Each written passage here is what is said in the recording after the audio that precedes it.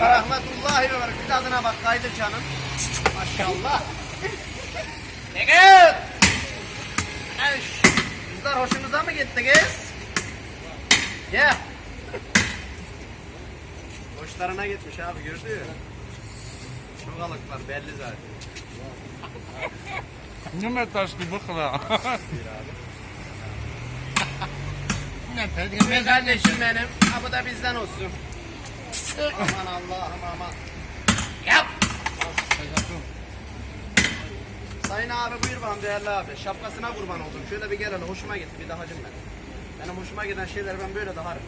Sen de bunu tak canım benim. Ha, bir ikili olalım bir tadına bak.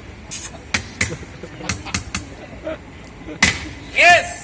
Nice! Ay! Maroslu yapıyor. Buyur. Abi çok büyükmüş bu da ya. Kıran.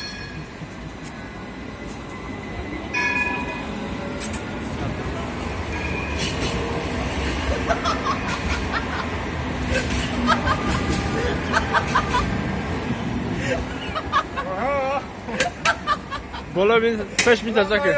Helal olsun. Abi da benden olsun. Hiç güleceğim yoktu ya. Vallahi bir...